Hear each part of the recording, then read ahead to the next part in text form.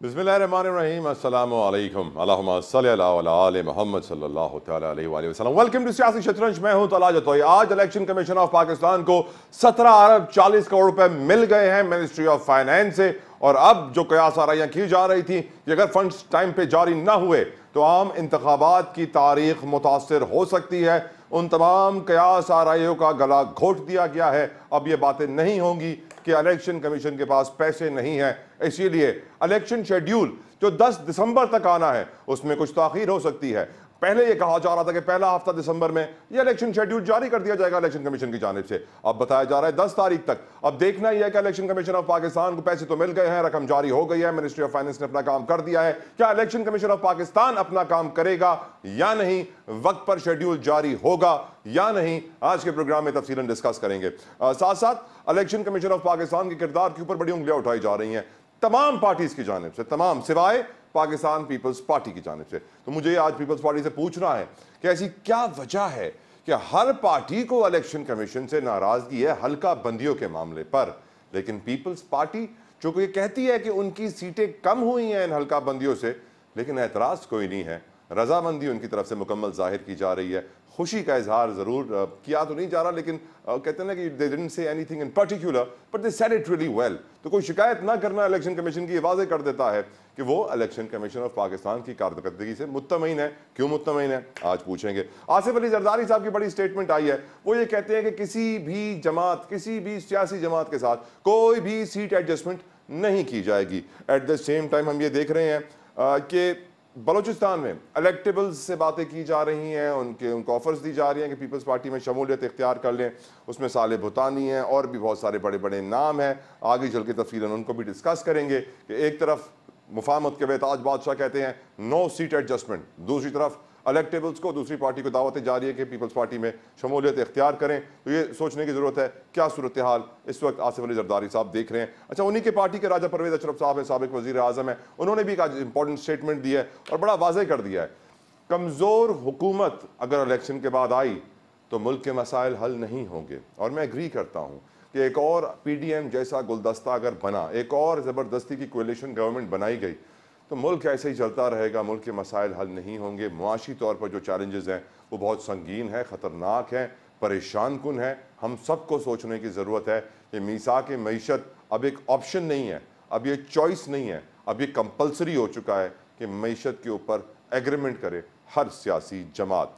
साथ साथ नवाज शरीफ की बात करें तो PMLN में टिकटों की इस वक्त बड़ी दौड़ लगी हुई है। आज भी बताया गया है कि मालाकंड और हज़ारा डिवीज़न के नौजवानों के जो कैंडिडेट्स थे उनके इंटरव्यूज़ लिए हैं मियां नवाज शरीफ साहब ने, और इंटरव्यू के बाद फैसला किया जाएगा टिकट किसको दिया जाए। लेकिन हम जानते हैं नून लीग में बड़े अख्तलाफात पैदा हो चुके हैं।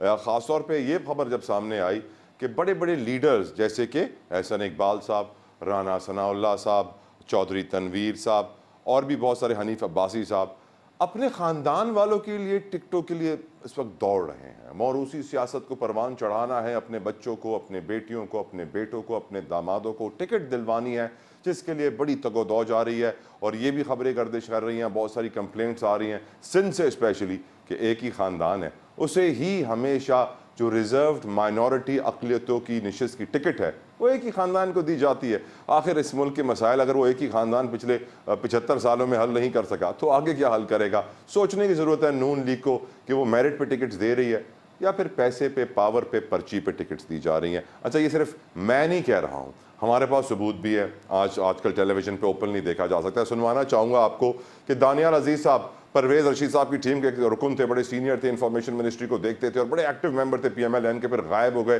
डॉन लीग से बाद परवेज़ रशीद को साइडलाइन किया गया, ये भी साइडलाइन हो गए, फिर अभी इलेक्शन से पहले वापस आए और आते ही इन्होंने अपनी पार्टी पर ताबड़तोड़ हमले कर दिया। एहसन इकबाल के बारे में क्या कुछ कहा, फिर आज उन्होंने ये स्टेटमेंट दे दिया कि ये सब कुछ मैंने महंगाई की वजह से कहा, टिकट की खातिर नहीं। याद दिलाते हैं आपको, ज़रा सुनिए। तो मैंने दिया है एहसन इकबाल साहब को कि अवाम नोटिस लेगी। अब अवाम का नोटिस मेरे लिए ज़्यादा अहम है क्योंकि महंगाई का इतना हालात ख़राब है कि आम आदमी का जीना जो है वो मुश्किल हो। आप एक ऐसा रवैया अपनाएं कि जिसमें आप वो बातें करें कि जिसमें आप PTI के तर्जुमान बन जाएं कि 4 साल PTI की हुकूमत का महंगाई में कोई कसूर नहीं है और सारी महंगाई 16 महीने में हुई और उसकी ज़िम्मेदार मुस्लिम लीग नून है। ये बात तो वो है जो पीटीआई करती है या बिलावल भुट्टो जरदारी कर रहा है। तो यकीनन इन बातों से पूरी कौम को पता चल जाता है कि नून लीग के अंदर इस वक्त जंग जारी है, टिकट की जंग। किसको मिलेगा ये टिकट जो उनको जितवाएगा, क्योंकि इस वक्त लीडरान को नजर आ रहा है कि हुकूमत शायद उनकी बन जाएगी, मामलात इस तरफ जा रहे हैं। तो इसलिए टिकट हासिल करना बहुत ज़रूरी है और हर कोई टिकट टिकट टिकट कर रहा है। टिकट किसको मिलेंगे, क्यों मिलेंगे, प्रोग्राम में इस पर तफसीला नज़र डालेंगे। साथ साथ मौलाना फजलुर रहमान साहब ने आज एक बड़ा सीरियस कंसर्न रेज किया है। उनका ये कहना है कि मुल्क में जारी अमन व अमान की जो सूरत हाल है, जो दहशतगर्दी की ताज़ा लहर है जिससे KPK बलोचिस्तान शदीद मुतासर है, उसकी वजह से वो इंतखाबी मुहिम नहीं चला पा रहे। ख़ासतौर पर उन्होंने नाम लिया DI खान का, डेरा इस्माइल खान का, लकी मरवत का, टांग का। और उन्होंने जो बात कही वो ये कही कि रात को वहाँ मुसल्ला अफराद, जो मुसल्ला दहशतगर्द हैं, वो दंदनाते फिरते हैं और उन्हें कोई कुछ नहीं कर पाता, और फिर दिन में पुलिस घर निकल आती है और फिर दहशतगर्द गायब हो जाते हैं। तो यकीनन ये एक ऐसी सूरत हाल है, अमन व अमान की सूरत हाल, और ये एक तारीख है पाकिस्तान की कि जब भी इलेक्शन आते हैं एक लॉ एंड ऑर्डर की सिचुएशन क्रिएट कर दी जाती है। पाकिस्तान के दुश्मन शायद इस सूरत हाल से फ़ायदा उठाने की कोशिश करते हैं और ये अब फिर इस दफ़ा हम देख रहे हैं लॉ एंड ऑर्डर की सिचुएशन बड़ी सीरियस हो रही है। हमें प्रोग्राम में आगे चल के जो सिंध के इस वक्त इंटरिम होम मिनिस्टर हैं, brigadier retired Haris Nawaz, defence analyst भी हैं, उनसे पूछेंगे कि यह हालिया दहशतगर्दी की लहर किस कदर ख़तरनाक और परेशान कुन है और इसकी खातिर हमें क्या करना होगा, किस तरह मुकाबला करना होगा। इमरान खान साहब के लिए कुछ मुश्किलात कम होने का नाम नहीं ले रही हैं। इलेक्शन कमीशन ऑफ पाकिस्तान ने आज फैसला उनके खिलाफ महफूज कर लिया है, उनके खिलाफ उनके हक में आने वाला वक्त बताएगा। लेकिन पार्टी ओहदे से हटाने का केस ECP में फैसला महफूज, देखते हैं क्या होता है। लेकिन लोग यही कह रहे हैं कि जो इंट्रा पार्टी इलेक्शंस हुए हैं उनके ऊपर जो इस वक्त कार्रवाई करवाई जाएगी और एक्शन लिया जाएगा। ये रस्मी इंतखाबात थे। PTI की लीगल टीम कहते हैं सारे कानूनी तकाजे पूरे किए गए हैं, हम जिस तरह दूसरी पार्टियों में इलेक्शन होते हैं हमने भी वैसे ही इलेक्शन कराए, लेकिन खास एजेंडा के तहत काम इस वक्त हो रहा है कि किसी तरीके से इमरान खान का पत्ता बल्ला बैलेट पेपर से गायब हो जाए, इलेक्शन में ये पार्टी नजर ना आए। ब्रेक लेते हैं, ब्रेक के बाद मेहमानों से गुफ्तगू करेंगे। हमें ज्वाइन कर रहे हैं मुस्लिम लीग नून से चौधरी जाफर इकबाल साहब, पीपल्स पार्टी से तैमूर टालपुर साहब, ब्रिगेडियर हारिस नवाज, सीनियर तज्जियाकार PJ मीर साहब। ब्रेक के बाद हमारे साथ रहिए।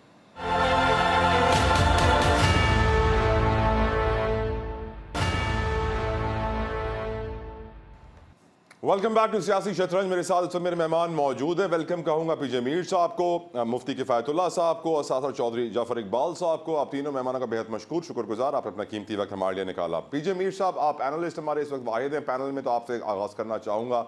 इलेक्शन कमीशन ऑफ पाकिस्तान को आज पैसे मिल गए, लेकिन जिस तरीके से गुज़िश्ता रोज़ सर उन्होंने सेक्रेटरी ख़जाना को तलब किया तो फिर वहाँ से पैगाम आया कि 1-2 दिन में पैसे आ जाएंगे, और जिस तरह आज पैसे आ गए लग कुछ ऐसे रहा है कि इलेक्शन कमीशन हैज़र्डली काम कर रहा है। अब कहते हैं ना कि वो एकदम से सिचुएशन क्रिएट होती है, उसके ऊपर रिएक्शन देता है। आपकी नज़र में क्या इलेक्शन शेड्यूल 10 तारीख तक जारी हो जाएगा और सब कुछ इलेक्शन कमीशन स्मूथली एग्जीक्यूट कर पाएगा? PJ मीर साहब देखिए, इसका पहले तो आप नाम चेंज करें इलेक्शन कमीशन का, इसका नाम रखें इलेक्शन कमीशन lastminute.com। ये हर चीज लास्ट मिनट पे ये पहले भी कर सकते थे, इन्होंने कितना डिले किया, हम इतने टाइम के अंदर नहीं कर सकते थे। सुप्रीम कोर्ट इंटरवीन करता है, फिर ये कर सकते हैं। I mean they have made a joke of this election for the entire political party system. इन्होंने सबके लिए एक मुसीबतें खड़ी की हैं, और मैं समझता हूं कि ये जो इलेक्शन कमीशन है जो आपने भी सवाल किया है, बिलीव मी इसमें बड़े बड़े लकूनास निकलेंगे, बड़े बड़ी फॉल्ट लाइंस निकलेंगी, क्योंकि इनकी तैयारी आई डोंट नो इन्होंने की है या नहीं की है, लेकिन ये पॉलिटिकल पार्टीज को बहुत बड़ा वक्त डालेंगे। और ये लास्ट मिनट एक्शन ये जबरदस्ती करते हैं या ना अहल है? नहीं जी, ये ना अहल है। इनका काम क्या है? इनका काम किसी पॉलिटिकल पार्टी के साथ अलाइन होना नहीं है। इनका पार्ट कोई एडमिनिस्ट्रेटिव किसी इदारे के अंदर इनका ऐसा कोई काम नहीं है। इनका काम है इलेक्शन के जो आप कह लो जो उसके जो जो उसके जो रिक्वायरमेंट्स है आप उसको पूरा करो। उसको ये पूरा करते नहीं है, ये घुस जाते हैं, कभी इसको बुलाते हैं, कभी इसको बुलाते हैं। आपको किसी को बुलाने की जरूरत नहीं है। You are an independent election commission, so get on with your job. कभी उससे मिल रहे हैं, कभी आप एम्बेसडर से मिल रहे हैं, कभी किसी और से मिल रहे हैं। I mean you made a job. कोई बाहर का मुल्क का बंदा मुझे बता दे उनके जो इलेक्शन कमीशन हैं क्या वो मिलते हैं किसी से? कोई नहीं मिलता। ये क्यों मिलते हैं? वाई? क्या उनसे डिक्टेशन लेते हैं? क्या उनसे कोई इंस्ट्रक्शंस लेते हैं? क्या करते हैं ये? ये हमारे पूरे हमारे जो सिस्टम है ये उसको खराब करते हैं ऐसे किस्म के लोग। This chairman should have resigned long time ago, क्योंकि जो टेंट और पेंट हो जाता है उसका कोई काम नहीं है किसी दफ्तर के अंदर खड़ा रहे। And he is stuck there like a stubborn person. और अब आप खुद देखो, जो इलेक्शन जो पहले उनके साथ नहीं थे आज उनके साथ हैं, जो उनके साथ थे वो साइड पे हो गए, because they don't even know what's going on with this election commission. So I don't think एक तो इस इलेक्शन ये होगा, इसका कोई रिजल्ट एक्सेप्ट करेगा। एक दूसरा, जब तक ये PMLN, PPP या बाकी जो पॉलिटिकल पार्टीज है, PTI, जब तक आप इनको फेयर आप प्लेइंग फील्ड नहीं दोगे, no party will accept it, let me tell you now.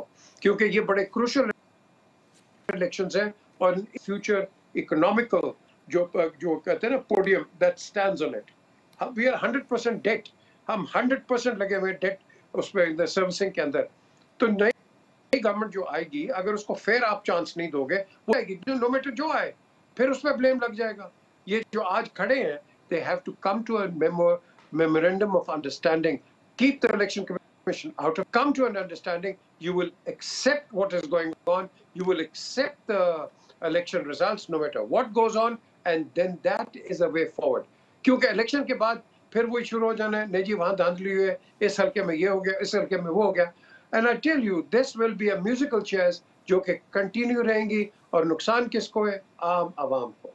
So God help us. Agreed. God help Pakistan. मैं आपसे इत्तेफाक करता हूँ पीजे साहब, क्योंकि यकीनन situation is kind of scary.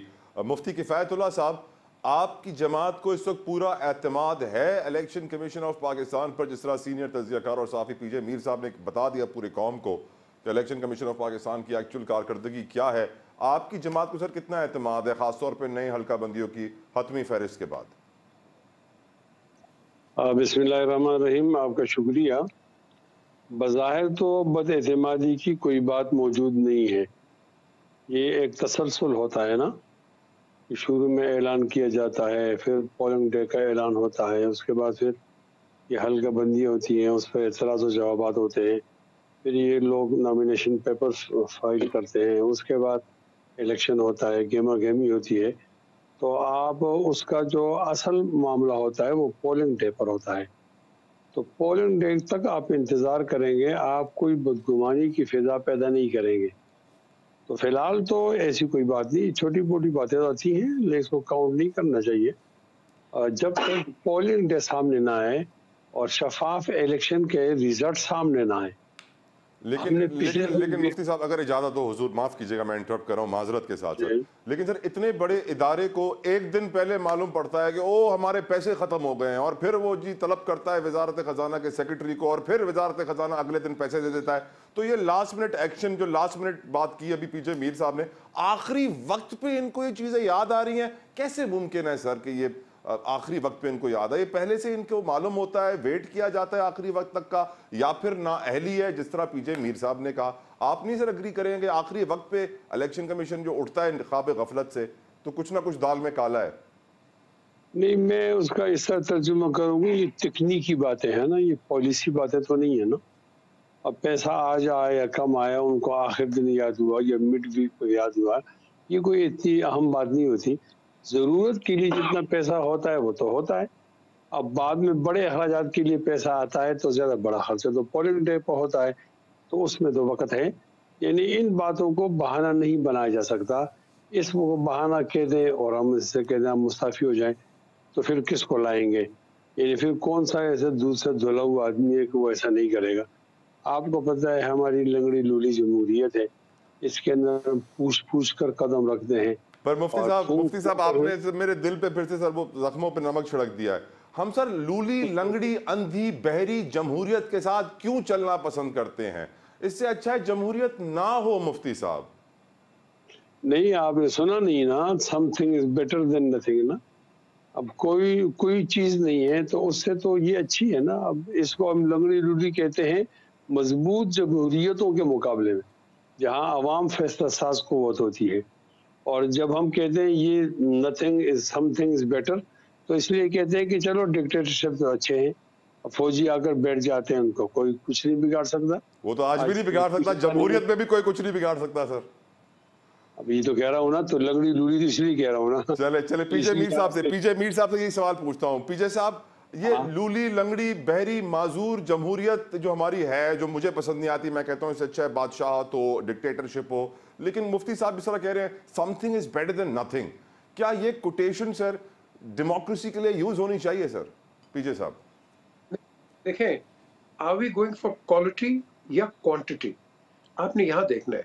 हमने अगर क्वालिटी पे जाना है तो क्वालिटी के अंदर देयर इज नो, वो कहते हैं ना, substantial justice, substantial democracy.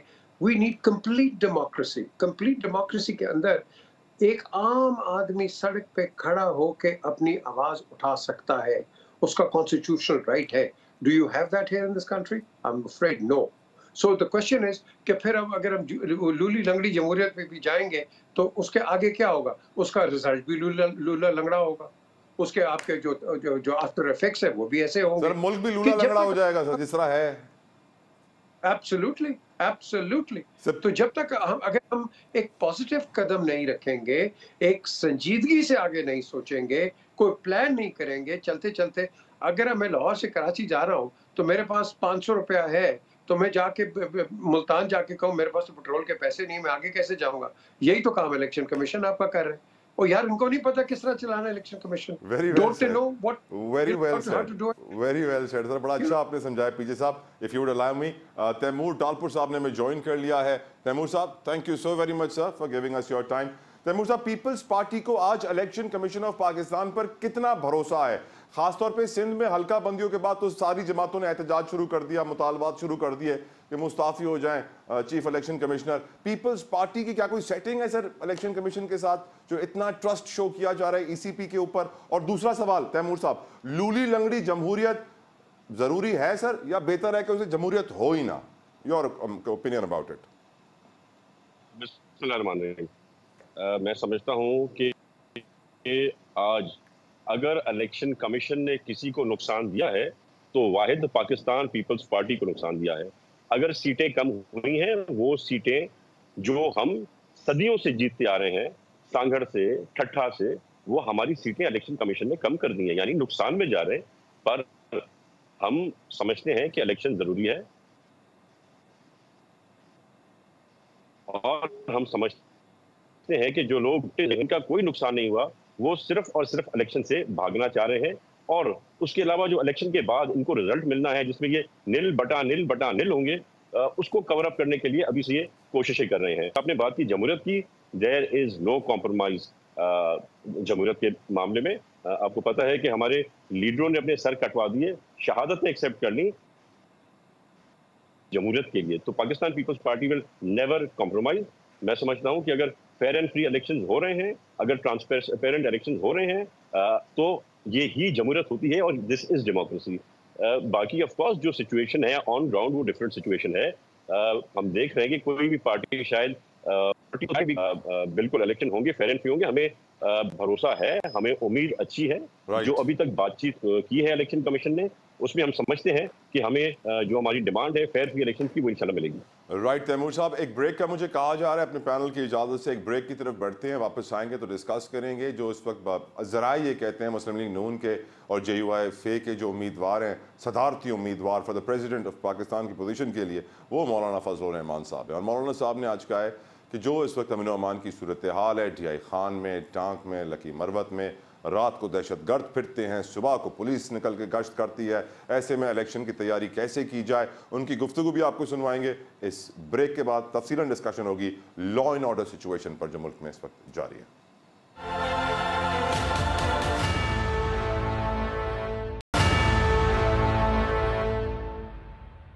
Welcome back to सियासी शतरंज। मौलाना फजल रहमान यकीनन पाकिस्तान की एक बड़ी सियासी कुव्वत है, उनकी जमात JUI-FA और बड़े पॉलिटिकल लीडर हैं। जो मीडिया से उन्होंने आज गुफ्तगू की है, जो बयानात उन्होंने जारी किए हैं, बहुत सीरियस हैं। लॉ एंड ऑर्डर सिचुएशन के हवाले से उन्होंने कहा है कि अगर इसी तरह के हालात रहे तो KPK में इंतखाबी मुहिम चलाना बहुत मुश्किल हो जाएगा और इलेक्शन का हिस्सा बनना भी एक चैलेंज होगा। उनकी गुफ्तगू का कुछ हिस्सा आपको सुनवाते हैं।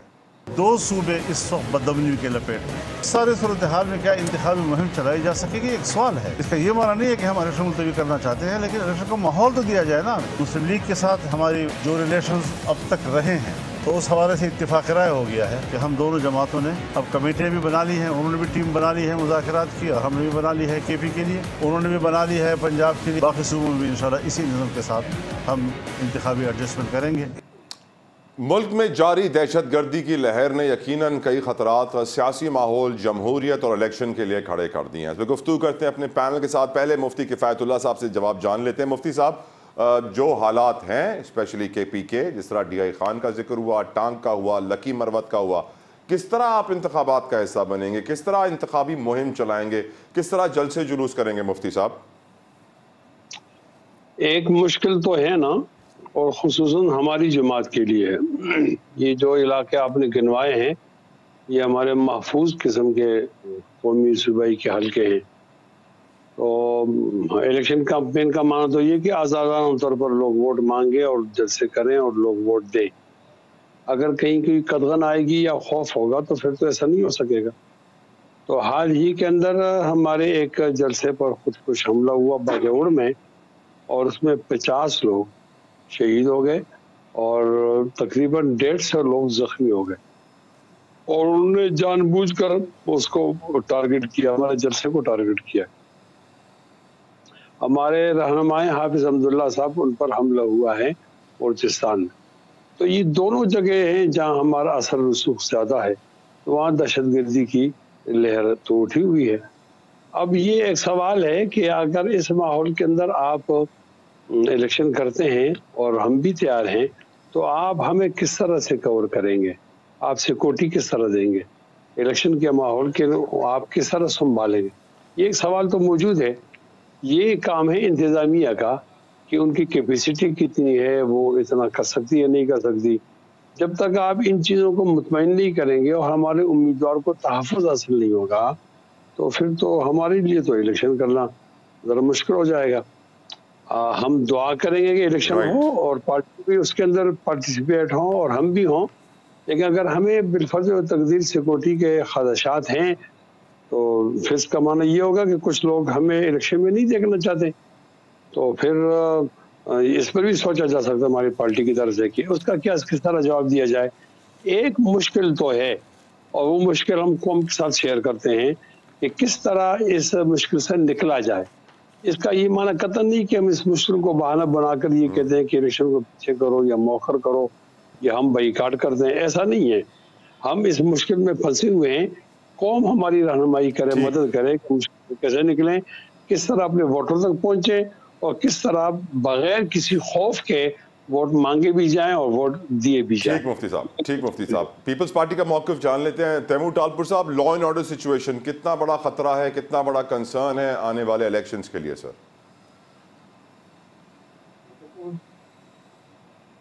होता है, पर मैं समझता हूँ अगर आप हमारी हिस्ट्री में जाएं तो बहुत से ऐसे वक्त थे जब आज के हालात से बदतर हालात थे, पर इलेक्शन किए। हमारे पास अल्हम्दुलिल्लाह हमारे मजबूत सिक्योरिटी सिस्टम है, हमारे पास पुलिस भी है, पैरामिलिट्री फोर्सेस भी हैं, आर्मी भी है, रेंजर्स भी है। तो मैं समझता हूँ it should not be something that should hinder the election. Election की हिंड्रेंस तक का मेरे ख्याल से कोई मसला ना है और ना होना चाहिए। इलेक्शन इंशाल्लाह ताला मैं समझता हूँ हर चीज तैयार है और टाइम पर ही होंगे। राइट, पीजे मीर साहब, your take on this sir? देखिए, हो ना हो, डिले हो, जो मर्जी हो जाए, क्या हमारा ये जो मुल्क है, क्या ये under the garb of security ही काम करता रहेगा? क्या do we always need security for everything? I mean, आपका एक आम provincial member of the assembly with ABCD province, वो एक गार्ड्स लेके जा रहा है। So what kind of democracy are we talking here? Please tell me.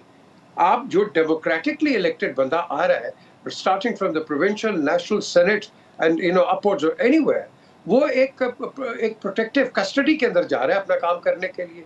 So what democracy are we talking about? I mean, इसका जवाब कोई दे ना, इसका तो जवाब कोई, इसमें तो बात ही नहीं कोई करता। हम डेमोक्रेसी की बड़ी बात करते हैं। Democracy is of the people, by the people, for the people. Is it like that? तो अकॉर्डिंग टू कसूरी साहब, खुर्शीद कसूरी, नहीं नॉट खुर्शीद, जो दूसरे महमूद कुसे, उनका बड़ा अच्छा है। वो कहते हैं ऑफ द पीपल, नहीं of, OFF, of the people, निकालो by the people, be by the people. And for the people को छोड़े फॉर द पीपल। ये है हमारी democracy. This is what it is. Democracy होती है जिसके अंदर हर बंदा जाए, जिस तरह अभी भाई बात कर रहे हैं कि भाई जाओ खुल के वोट दो, जिसको मर्जी वोट दो, जाओ निकलो। आपको पता ही नहीं है कि भारत के ये मुल्कों के अंदर जब ये बेसिक डेमोक्रेसी, जब इनको बड़ा के इलेक्शंस कहते हैं, you don't even know what's going on. आराम से जाके वो काउंसिल हाउस में जाके वोट अंदर जाता है और अपने अपने काम। यहाँ सिक्योरिटी आपको चाहिए, आपको गनमैन चाहिए, आपको ये प्रिजाइडिंग ऑफिसर को प्रोटेक्शन चाहिए, आपको आवाम को प्रोटेक्शन चाहिए। आई मीन व्हाट, ये क्या कंट्रोल डेमोक्रेसी है? क्या यही इसी तरह हमने आगे चलना है? तो उसका स्पिल ऑफ इफेक्ट देख लो। फिर जब आगे जाओगे it just gets worse, it doesn't get better. So the question here arises, पहले ग्रास रूट पे अपने आप को ठीक करो, बेसिक डेमोक्रेसीज को ठीक करो। वो जो अयूब खान ने शुरू किया था बेसिक डेमोक्रेसी सिस्टम, वो अगर फ्लरिश कर जाता तो today we would have had a democratic platform. तो ये जो चीजें हम नहीं है, हम काम कर रहे हैं एडॉक डे टू डे पे बेसिस के ऊपर। और सिर्फ बात एक है कि अनहोली अलायंसेस होती हैं। ये आपकी पीडीएम बनी थी, क्यों बनी थी मुझे बताएं? For one man, just for one man. और आज देखें वही पीडीएम जो है एक दूसरे पे क्या क्या इल्जाम लगा रही है, क्या क्या तोहमतें लगा रही है। So where is your political structure? There is no political structure. It is ad hoc basis, time to time basis. ये तो हमारी बदकिस्मती है कि we've lost बेनज़ीर भुट्टो साहिबा। अगर वो होती, I would have thought कि we would have had a better chance. I would have thought we would have had a much better. बहुत सारे पीछे साहब, बहुत सारे लोग कहते हैं ना बीबी को शहीद इसलिए किया गया था कि वो शायद पाकिस्तान को बदलने आई थी और पाकिस्तान का मुस्तकबिल बड़ा रोशन नजर आ रहा था उनकी वजह से, लेकिन उनको शहीद कर दिया गया। अच्छा, एक सवाल आपने उठाया, बीबी की याद दिलाई है। राइट पीछे साहब, राइट पीछे साहब। तैमूर साहब, आसिफ अली जरदारी साहब की आज से स्टेटमेंट आई है कि हम सीट एडजस्टमेंट नहीं करेंगे। दूसरी तरफ हम देख रहे हैं कि बलूचिस्तान में इलेक्टेबल्स के लिए दावतनामे गए हैं सरदार यार मोहम्मद रिंद, इमरान उमर खान जमाली, खालिद लांगो, साले भूतानी, जान मोहम्मद जमाली, अब्दुल कुद्दूस बिदंजो का नाम पहले से चल रहा है। क्योंकि पीपल्स पार्टी के लिए हम देख ही रहे हैं सर कि नून लीग ने अब अपनी तोपों का रुख पीटीआई की तरफ कर दिया है, एमक्यूएम को रख लिया है नून लीग ने इत्तेहादियों में, और उनको कहा गया है कि पीपल्स पार्टी पर अटैक करते रहो। तो इस वक्त पीपल्स पार्टी और एमक्यूएम आपस में बिजी आ रही है, नून लीग पीटीआई से मुकाबला कर रही है और पीपल्स पार्टी ढूंढ रही है इलेक्टेबल्स। क्या आप इत्तेफाक करेंगे इस सिचुएशन से? ऐसा ही है सर? देखिए, किसी भी हमारे सूबे में कोई भी ऐसा डिस्ट्रिक्ट नहीं है जहां पर हमारे पास applications for different provincial assembly and national assembly seats ना आई हो। तो वो हमारा कोई कंसर्न नहीं है। यस, जो इलेक्टेबल्स हैं जिनके आपने नाम उठाए, उनमें से कुछ हमारे साथ शमूलियत कर चुके हैं और कुछ अनकरीब आप सुनेंगे कि वो शमूलियत कर रहे हैं। बलूचिस्तान का आपको पता है कि अपना ही सिस्टम है, ट्राइबल सिस्टम है, जिसमें पार्टी का तो वोट होता है बट द इलेक्टेबल्स मैटर। तो इंशाल्लाह ताला you will be hearing more good news from Balochistan as well as from Punjab. Right, यकीनन आपने दुरुस्त फरमाया। आप मुफ्ती साहब, आपको भी मैं आखिर में यही पूछना चाहूँगा, अब जो सिचुएशन मुफ्ती साहब इस वक्त पैदा हो गई है वो यही लग रहा है कि इंतखाबात के बाद जो हारेगा वो धरना खेलेगा, धरने की सियासत मुल्क में शुरू हो जाएगी और एक और पीडीएम जैसा गुलदस्ता तैयार होगा जिसमें बहुत सारी सियासी जमातें शामिल होंगी। आखिर जो बात आज राजा परवेज अशरफ साबिक वजीर आजम ने भी की है कि अगर कोई कमज़ोर हुकूमत आई तो इलेक्शन से मुल्क के मसाइल हल नहीं होंगे, क्या आपको लगता है कोई ताकतवर हुकूमत आने वाली है पीडीएम की तरह, वही तारीख की सबसे बड़ी काबीना बनेगी 100 रुकनी, या फिर मुल्क के मसाइल हल होंगे अब की आने वाली जमहूरी हुकूमत से? पीडीएम के बारे में जो आप राय के इज़हार करते हैं ना, वो इज़्तिरारी हालत थी, ये कोई आइडियल सिचुएशन नहीं थी। यानी वो 4.5 साल पीटीआई के लोगों ने हुकूमत की, तो उससे आपने देखा कि हालात ख़राब हो गए थे। फिर तो कोई चैलेंजेस सामने थे ना, हम ग्रे लिस्ट में जा रहे थे, हम दिवालिये हो रहे थे। तो उस वक्त हुकूमत उठाना वो कोई फूलों का सेज नहीं था, बल्कि फूलों का सेज आज भी नहीं है मुफ्ती साहब, वही वैसा ही सेज आज भी तैयार है। मैं अर्ज कर रहा हूँ ना, तो जिन लोगों ने हुकूमत उठाई तो उन्होंने कोई ऐशो इशरत नहीं की, बल्कि चैलेंज को कबूल किया है। तो चैलेंज को कबूल करना तो मुल्क की खिदमत होती है। उसमें बाज़ औक़ात ऐसे फैसले करने पड़ते हैं कि आपकी सियासत तबाह हो जाती है, अदम मकबूल फैसले करने होते हैं और उसके लिए मजबूर भी होता है आदमी, न चाहते हुए भी करता है। ऐसा तो हुआ लिहाजा उसको इस तरह मिसाल बनाया जाए ना, वो मजबूरी की हालत के अंदर हमारे गले में एक हार आ गया था। अब जो नई हुकूमत आने वाली है तो अवाम को पिछली दफ़ा हिंगिंग हुकूमत का नतीजा सामने आ गया, यानी 4 सीटों पे हुकूमत खड़ी है, 5 पे खड़ी है, जैसे ही उनको हटा दिया उनके नीचे से ज़मीन खिसक गई। अब अवाम बाशऊर है, मेरे ख्याल में अब हिंगिंग हुकूमत नहीं होगी, कमज़ोर नहीं होगी, बल्कि मैं सादा अक्सरियत भी नहीं समझता। मैं इंशाअल्लाह जो हुकूमत आएगी वो अपने हम आहंग लोगों के साथ मिलकर आमीन आमीन 2/3 अक्सरियत तक पहुंच जाएगी। आमीन तो ये आमीन आमीन। हमारी सियासत जुड़ी हुई है जमहूरियत के साथ, और सियासत जुड़ी हुई है अमन के साथ, और अमन जुड़ा हुआ है मईशत के साथ। इन तमाम चीज़ों को आपस में जुड़े हुए हैं ना, तो जब अच्छी हुकूमत आएगी और 2/3 अक्सरियत की आएगी, वो ठोस फैसले करेगी। बिल्कुल सही, बिल्कुल सही, बिल्कुल सही मुफ्ती साहब। लेकिन सियासतदान को जुड़ा होना चाहिए अवाम के वोट के साथ। अगर सियासतदान किसी और चीज़ के साथ जुड़ जाता है तो वो जमहूरियत लूली लंगड़ी बहरी माजूर बहुत कुछ हो जाती है, बड़ी बीमारियां लग जाती हैं। बहुत बहुत शुक्रिया मुफ्ती किफ़ायतुल्लाह साहब, पीजे मीर साहब, तैमूर टालपुर साहब for giving us your precious time. यकीनन मुफ्ती किफ़ायतुल्लाह साहब ने बड़ा खूब हमें समझा दिया कि हम दिवालिया होने वाले थे और हमने मुल्क को बचाने के लिए सख्त फैसले किए। और सख्त फैसले क्या थे? तारीख की सबसे बड़ी 100 रुकनी काबीना। सोचने की ज़रूरत है क्यों एक मुल्क मजबूर हो जाता है जो कंगाल हुआ जा रहा है इतनी बड़ी काबीना रखने के लिए। अल्लाह ताला हमारे मुल्क के सियासतदानों को मैच्योर करे और हमारी जमहूरियत को ताकतवर करे और माजूरी से बचाए। एक ब्रेक के बाद हमें ज्वाइन करेंगे सिंध के interim interior minister brigadier Haris Nawaz. बात करेंगे उनसे लॉ एंड ऑर्डर सिचुएशन के ऊपर। हमारे साथ रहिए।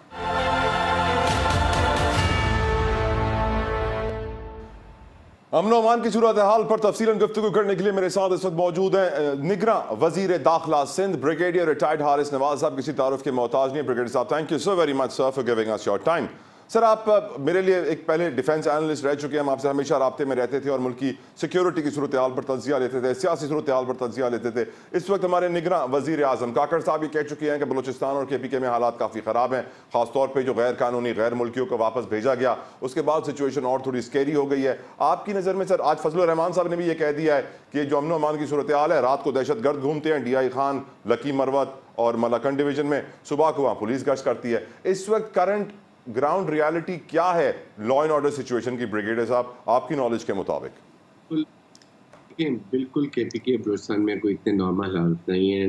हालांकि मुसल्लह अफवाज हर वक्त लॉ एनफोर्समेंट एजेंसीज 24 घंटे इस कोशिश में है कि इसको इस एक मुसीबत को जल्दी जल्दी ख़त्म किया जाए, एलिमिनेट किया जाए।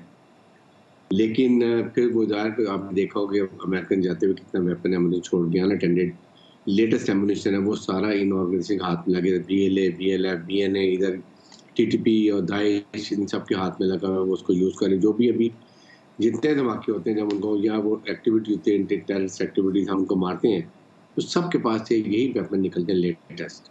तो this is a cause of concern.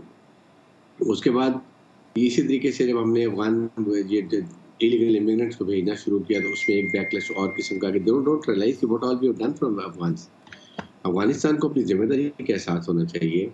हमने आपसे एक ही डिमांड की थी जब हमने हर दफ़ा कहा थी सिर्फ कि आप अपनी सरजमीन किसी टेररिस्ट ऑर्गेनाइजेशन को इस्तेमाल नहीं करने दें।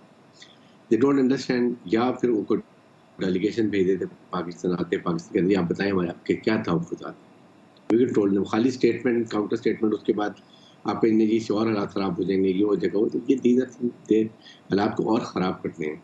और धमाके आपने देखा कितने ज़्यादा हो रहे हैं, हमारे मुसल्लह अफ़वाज शहीद हो रही हैं। उसके बाद हमारे KPK में बलूचिस्तान में आए दिन आपने देखा कितने हमारे पाकिस्तानी शहीद होते हैं, जख्मी हो जाते हैं। क्या law and order situation elections की तारीख को पर असरअंदाज हो सकती है ब्रिगेडियर साहब? देखिए ये इलेक्शन का काम है, हम तो पूरी अपनी कोशिश कर रहे हैं सिंध में। आई एम श्योर के बाकी प्रोविंशियल गवर्नमेंट अपना जरूर काम कर रही होगी और लॉ सिचुएशन आपको नजर आ रही है।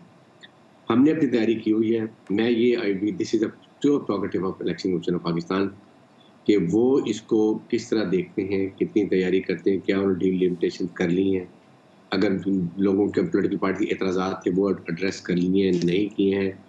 There the person know they should go talk to input के जी हो गया है तो then we are ready for election. और whatever the reason they should understand. हमें जिस वक्त जो डेट मिलेगी we are totally ready, और उसके साथ लॉ एंड ऑर्डर, इन चीज़ों को, एंटी स्मगलिंग, एंटी ड्रग, ये भी हम करते रहेंगे। ये हमारी जिम्मेदारी है। I am clear mandate from chief minister and of course chief army staff, core commander, that we are doing in that respect. Sir, आपके ऊपर बार बार इल्ज़ाम लगता रहता है, कभी एक सियासी जमात लगाती है, कभी दूसरी सियासी जमात लगाती है कि निगरां हुकूमत पॉलिटिकल पार्टीज़ की बी टीम बन चुकी है, सपोर्ट कर रही है, एक जमात को लेवल प्लेइंग फील्ड मिल रहा है, दूसरे को नहीं मिल रहा है। क्या इनमें कोई सदाकत है? अगर है तो बता दें सर, किस जमात की आप बी टीम है? देखिए, किसी जमात की भी नहीं है। हम पाकिस्तान की बी टीम है, हमने इलेक्शन करवाने हैं, we are the caretaker, निगरां हुकूमत है। किसी पार्टी से, मेरे ख्याल में एक पार्टी को हमने यहाँ विक्टिमाइज नहीं किया। आप कोई पार्टी का नाम ले लें, अगर हमने किसी को, उनके लीडर्स को अरेस्ट किया हो जिनके ऊपर क्रिमिनल केसेज हैं या इस तरह के केसेज जो नैब में चल रहे हैं, पुलिस पहले से चल रहे हैं, वो फॉलो कर रहे होंगे, but we are not doing anything. हमने किसी को पकड़ दकड़ नहीं की है, कोई काम नहीं कर रहे। We don't want to get a label. इस पे कम से कम मुझे बड़ा क्लियर है कि जब भी इलेक्शन डेट होंगी या इलेक्शन में प्रोसेस शुरू होता है, जो पोलिटिकल पार्टी का अपना सिस्टम होता है, they will carry it, they will out and they have all the right to go for corner meeting, जलसे करने, आपने जो भी करने within the bounds of law वगैरह इन पाकिस्तान। सर, क्या पीटीआई को विक्टिमाइज किया जा रहा है आपकी नज़र में? देखिए, मेरे तो नज़र में नहीं है, ख़ास तौर पे सिंध में तो कोई ऐसी बात नहीं है। 9 मई जिनके ऊपर केसेज हैं वो उनके चल रहे हैं, और बाकी मैं सिंध में हूँ तो सिंध में मुझे पता है कि बिल्कुल ऐसी कोई बात नहीं है। ना हमने किसी को पकड़ा है, ना हम कर रहे हैं। We are just focusing on election and law and order, और ये जो स्मगलिंग के हमारे वो हम सिंध में सर आज भी सुना है सर, डाकू के खिलाफ ऑपरेशन हुआ और बहुत सारे पुलिस वाले गए और एक डाकू मारा गया। आपने सर आने के बाद बहुत बड़े बड़े दावे किए थे ब्रिगेडियर साहब कि हम ये करेंगे, वो करेंगे, डाकू खत्म होगा, हालात बेहतर होंगे, लेकिन देखा तो यही जा रहा है सर, उसी तरह के ऑपरेशन हो रहे हैं जिस तरह पहले होते थे। सर नहीं, देखिए, हमने बिल्कुल ये कहा था और अभी भी हम यकीन रखते हैं, पानी आपका काम हुआ है और हम target based, intelligence based operation करेंगे और कर रहे हैं। हमने मारे भी हैं। अभी भी जो एक सबसे बड़ा मशहूर था भाइयों, वो हमने मारा है, वो बल्कि मारा नहीं, जख्मी और छुपा हुआ है। उसके बाद हमने सारा बांध को सील किया हुआ है। नाउ इज द टाइम पे गंदम इनमें लगानी है, फर्टिलाइजर लेके जाना, हमने वो सील किया हुआ है। वी वांट के ये, और उसके साथ फिर आप देखें कि 0 अबडक्शन है, 0 रैंसम है, 0 नेशनल हाईवे ब्लॉकेट हुए हैं, कच्च पक्के के लोग हमने इनके बहुत सारे अरेस्ट किए हुए, जिनके ईयर्स एंड आइज थे, वो उनको पकड़ा हुआ है। अब हम इनके खिलाफ ऑपरेशन करेंगे, आप देखेंगे नजर आएगा ऑपरेशन होते हुए इंशाल्लाह, और इस पे कोई कमी नहीं है। एक भी आप कच्चे से चेक करें, कोई अबडक्शन या रैंसम हुआ है, नथिंग, 0, और सारे अबडक्टिव्स हमने रिकवर भी किए। ब्रिगेडियर साहब, सिंध में आप जानते हैं फार्मर्स की बहुत बड़ी तादाद है। इनफैक्ट मेरे पास, मैं जानता हूँ आपका भी फार्मिंग से बड़ा गहरा लगाव है, ताल्लुक है। सर, आप भी यूरिया खरीदते होंगे अपनी ज़मीनों के लिए, कभी DAP खरीदते होंगे, तो अगर गवर्नमेंट की प्राइस 3-4 हज़ार रुपये होती है तो मार्केट में वो ब्लैक होता है 5-6 हज़ार रुपये का। इंतज़ामिया तमाशा देख रही है, कुछ कर ही नहीं सकती है इस काले धंधे के खिलाफ। जिस तरह आर्मी चीफ ने सर ईरानी तेल के खिलाफ आवाज़ उठाई, स्मगल्ड सामान के खिलाफ आवाज़ उठाई, जो मुल्क की 60-70% लेबर फोर्स है वो एग्रीकल्चर से कनेक्टेड है। हमारी मईशत की रीढ़ की हड्डी ज़राअत है, लेकिन हकीकत ये है कि हम यूरिया और DAP को ब्लैक मार्केट से बचा नहीं सके। फार्मर को क्या बचाएंगे सर?